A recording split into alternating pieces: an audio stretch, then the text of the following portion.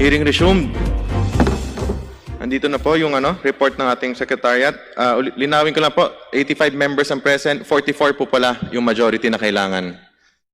So, ang nag-yes, 70. Ang nag-no, 11. Dalawang nag-inhibit, isang nag-abstain. Ayun, yun ang total.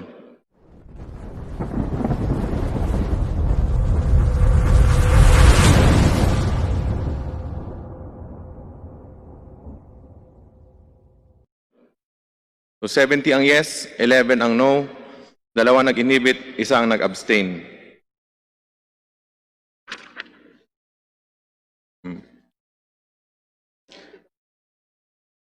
The resolution to deny ABS-CBN's franchise application is hereby adopted. Pursuant to Section 49 of the Rules of the House of Representatives, all House bills and House resolutions relative to the grant or renewal of the franchise application of ABS-CBN Corporation are hereby laid on the table. The committee secretary is hereby directed to inform all the authors of the bills and resolutions of the decision of the committee in writing, and as far as practicable, though electronic mail within 5 days stating the reasons therefore. Mr. Chair, Mr. Chair, Kong Jonathan. point of clarification lang po. Ano po ba ang ibig sabihin ng laid on the table, Mr. Chair? Comsec. Committee secretary. Para sir na ano na siya, kill. Maraming salamat, Mr. Chair. Ibig sabihin po, itong usapin patungkol sa pagre-renew ng application ng ABS-CBN ay hindi lang po isinantabi. Ito po ay tinapos na ngayong araw na ito, Mr. Chair. Tama po ba? That is correct. Kong Defensor. Mr.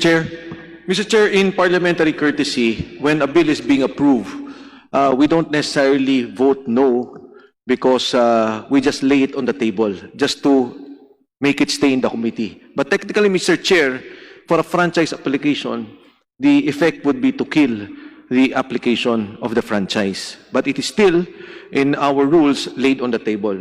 And Mr. Chair, as this is a historic moment for the House of Representatives and of course for the Filipino nation, I move that all members, Mr. Chair, who voted for the adoption of the committee resolution be made as co-authors. I so move, Mr. Chair. There is a motion to include all members of the committee who voted for the adoption of the committee resolution denying the franchise application of ABS-CBN Corporation. Any second? I second, Mr. Chair. Is there any objection?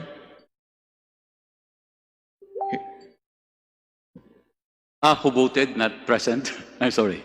I withdraw my objection. Without any objections, motion is approved.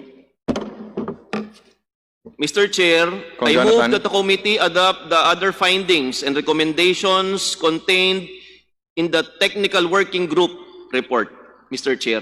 There is a motion to adopt the other findings and recommendations contained in the TWG report. Any second? Second, Mr. Chair.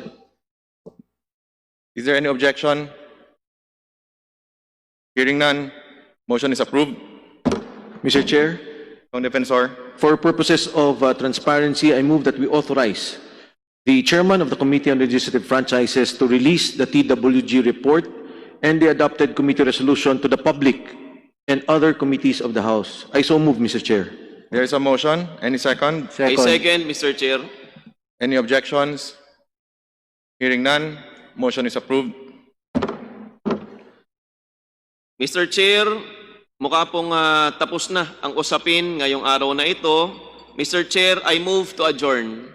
Mr. Chair, Kong Defensor. let me, before I second the motion, let me just congratulate you, also those who voted no, the members of the minority are all here, those who have worked for the 11 hearings, the 12 hearings, Mr. Chair. Let me congratulate you, Mr. Chairman, again, and the TWG group.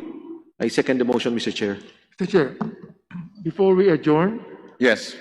I just want to be clarified if this committee report will still be. I just want to be clarified if this committee report will still be presented to the plenary, not anymore. Hindi na po. This is it, no? Okay. Mr. Chair, Kong Garin. Mr. Chair, we are in receipt of some text from fellow members from the minority who would like to insert explanation of their vote. Yes, Just a pwede moment, po please. isubmit na lang po sa committee. Thank you. Thank you, Mr. Chair. As there are no other matters to discuss and there's a motion to adjourn, duly seconded, hearing is adjourned.